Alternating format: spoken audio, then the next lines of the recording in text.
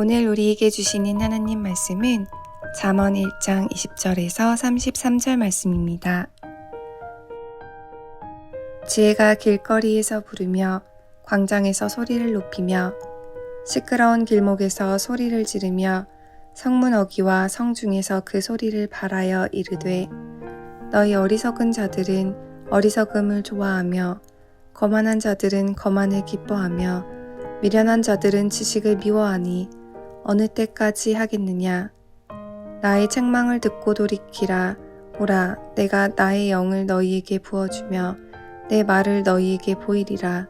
내가 불렀으나 너희가 듣기 싫어하였고 내가 손을 폈으나 돌아보는 자가 없었고 도리어 나의 모든 교훈을 멸시하며 나의 책망을 받지 아니하였은즉 너희가 재앙을 만날 때에 내가 웃을 것이며 너희에게 두려움이 임할 때에 내가 비웃으리라. 너희의 두려움이 광풍같이 임하겠고 너희의 재앙이 폭풍같이 이르겠고 너희에게 근심과 슬픔이 임하리니 그때에 너희가 나를 부르리라. 그래도 내가 대답하지 아니하겠고 부지런히 나를 찾으리라. 그래도 나를 만나지 못하리니 대저 너희가 지식을 미워하며 여호와 경외하기를 즐거워하지 아니하며 나의 교훈을 받지 아니하고 나의 모든 책망을 업신 여겼음이니라. 그러므로 자기 행위의 열매를 먹으며 자기 꾀에 배부르리라. 어리석은 자의 퇴보는 자기를 죽이며 미련한 자의 안일은 자기를 멸망시키려니와 오직 내 말을 듣는 자는 평안히 살며 재앙의 두려움이 없이 안전하리라.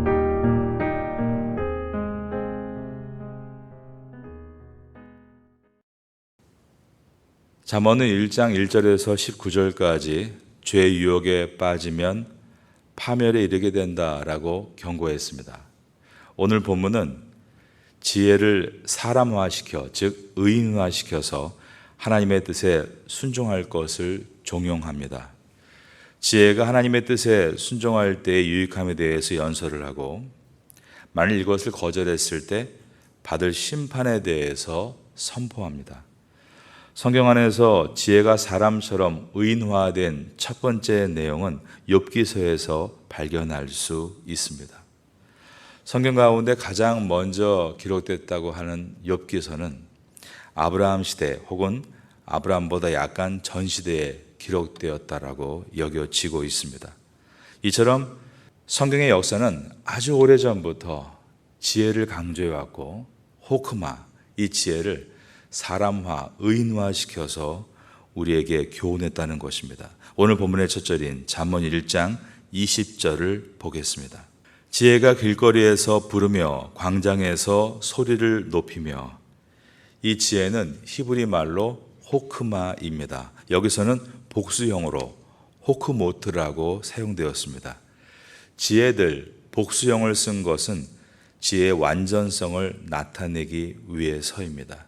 이 의인화된, 사람화된 지혜가 광장에 서서 외치고 있습니다. 어리석고 거만하며 미련한 삶의 태도를 버리고 돌이키라라고 외친 것입니다.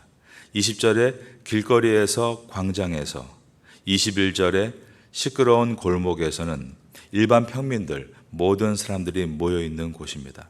그리고 성문 어귀라고 된 곳은 성문의 입구로서 주로 재판이 치러지는 곳이었습니다. 높은 지위의 사람이 그곳에 앉아서 업무를 보았습니다. 이처럼 평민에서 고위층에 이르기까지 지혜는 모든 사람을 향해 외치고 있습니다. 어리석고 거만하고 미련한 삶에서 돌이키라. 22절을 보겠습니다. 너희 어리석은 자들은 어리석음을 좋아하며 거만한 자들은 거만을 기뻐하며 미련한 자들은 지식을 미워하니 어느 때까지 하겠느냐. 이 세 부류는 모두가 하나님의 말씀과 경고를 가볍게 여기는 자들이었습니다. 23절입니다. 나의 책망을 듣고 돌이키라. 보라, 내가 나의 영을 너희에게 부어주며 내 말을 너희에게 보이리라. 지혜는 말합니다. 나의 책망을 듣고 돌이키라. 그러면서 사도행전의 사건을 예언적으로 말씀하고 있습니다. 그것은 회개하고 돌이키는 자에게는 성령께서 충만히 임하시겠다라는 예언입니다. 사도행전 2장 38절에 보면 오순절에 사도 베드로가 오늘 잠언에서 지혜가 길거리와 광장과 시끄러운 골목과 성문 어귀에서 회개하라라고 외쳤듯이 예루살렘 성에 있는 사람들에게 회개하라라고 외쳤습니다. 사도행전 2장 38절에 보면 베드로가 이르되 너희가 회개하여 각각 예수 그리스도의 이름으로 세례를 받고 죄사함을 받으라. 그리하면 성령의 선물을 받을 것이다 라고 했습니다.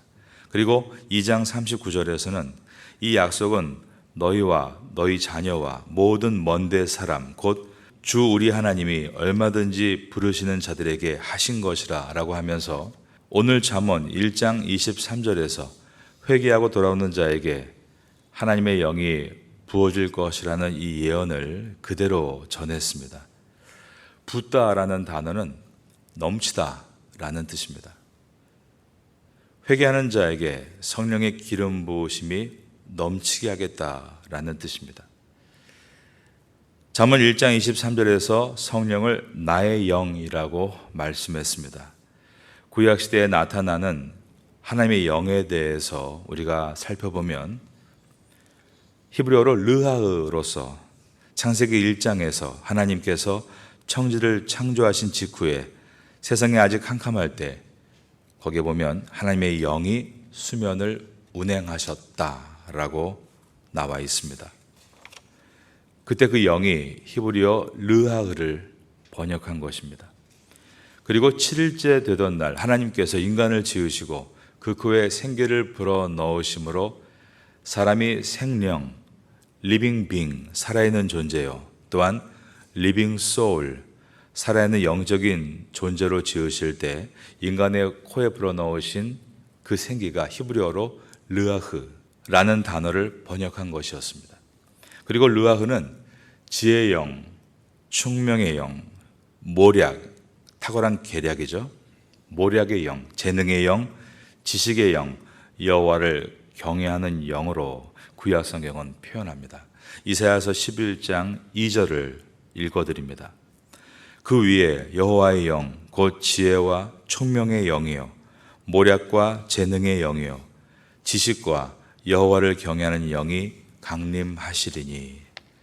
잠언 1장 23절은 회개하는 자에게 이러한 능력의 영이신 하나님의 성령이 충만하게 부어질 것이다 라고 말씀했습니다.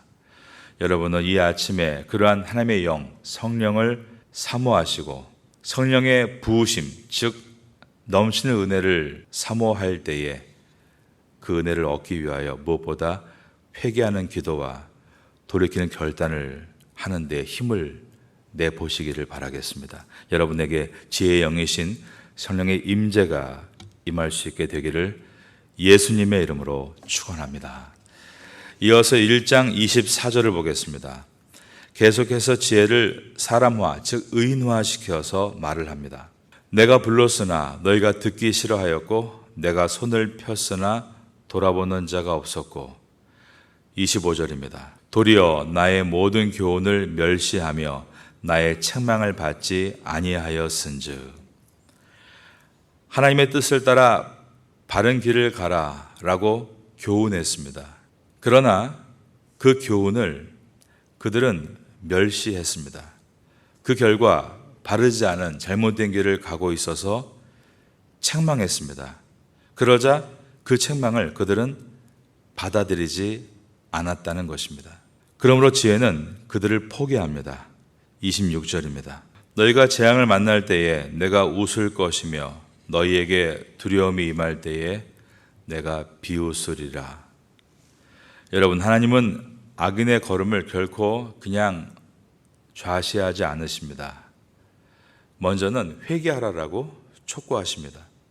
회개하면 하나님의 영이신 성령의 기름 부음을 받고 회복되고 새로워지는 축복을 얻게 될 것이다 라고 약속하십니다. 그래도 계속해서 회개하지 않고 하나님의 교훈을 멸시하면 하나님께서 책망을 하십니다. 죄를 고백하고 사함을 받고 다시 돌아와야 한다. 그렇지 않으면 심판을 받게 될 것이다 라고 책망하시는 것입니다. 하지만 그렇게 하나님께서 말씀하셨음에도 불구하고 계속 죄악의 길을 걷고 세속에 빠져버리면 그 다음에 하나님이 심판하십니다. 그 심판이 시작이 될 때는 더 이상의 기회는 없으며 아주 신속하게 이루어지게 될 것입니다.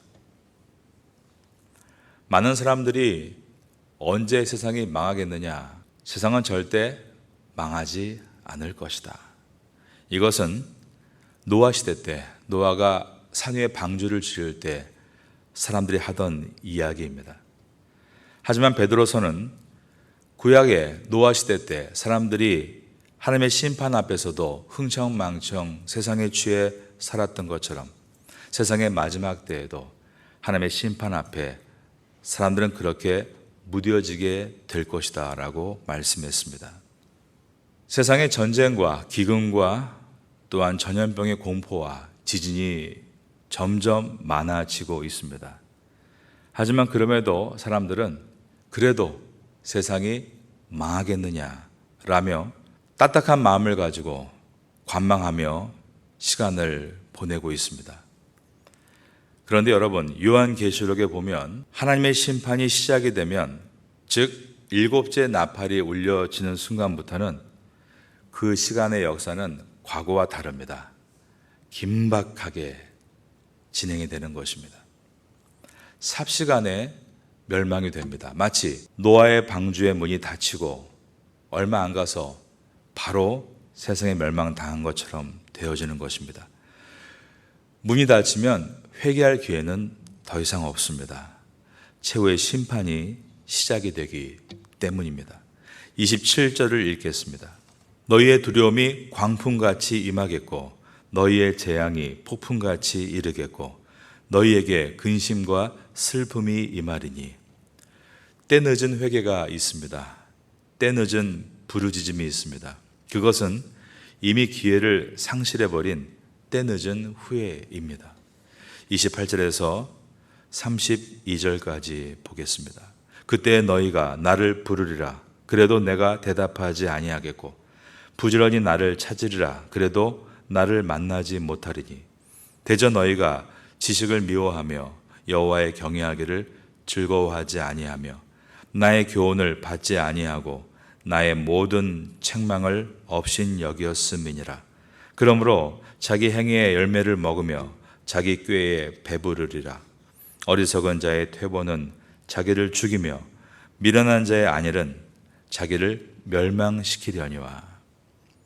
안일은 나태함과 부주의함을 말합니다. 오직 내 말을 듣는 자는 평안히 살며 재앙의 두려움이 없이 안전하리라. 여기서 내 말, 이 나라는 것도 의인화된, 사람화된 지혜를 가리킵니다. 따라서 33절은 지혜의 권고와 충고를 거절한 악한 자들과는 반대로 그 지혜의 모든 권고와 초청을 듣고 따름으로 전인격적으로 순종하는 자들을 말하고 있습니다. 여러분, 기회를 놓치고 뒤늦게 후회하는 사람은 어리석은 사람입니다.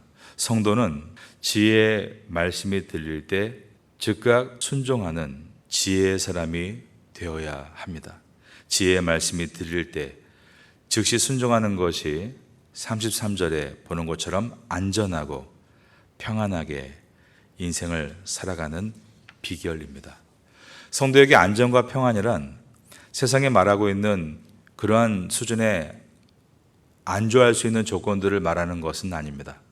성도에게 안전과 평안이란 우리의 인생의 마지막까지 세상에서 안주하지 않고 목표를 향해 나아가는 것을 말합니다.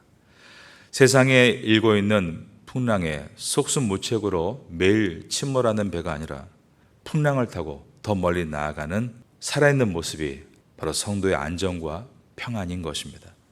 독수리가 날개를 펴고 바람을 타고 비상하듯이 험한 인생 속에서 주와 함께 날아오르는 것이, 그 멋진 모습이 성도에게는 안전과 평안인 것입니다. 주의 말씀을 마음에 담고 성령의 충만함을 힘입어서 오늘도 풍랑이는 세상 가운데 주님과 함께 높이 비상하고 돛대를 달고 힘차게 항해함으로 안전과 평안을 누릴 수 있는 우리가 될 수 있기를 예수님의 이름으로 축원합니다.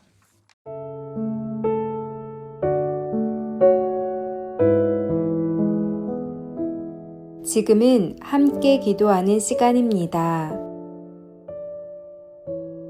10월의 공동 기도 제목은 첫째, 기도로 주님과 함께하고, 둘째, 기도로 목회자와 함께하고, 셋째, 기도로 성도와 함께하고, 넷째, 기도로 태국과 파타야와 함께하는 신앙 공동체가 되게 하소서. 말씀을 붙잡고 기도하는 귀한 시간 되시기를 소망합니다.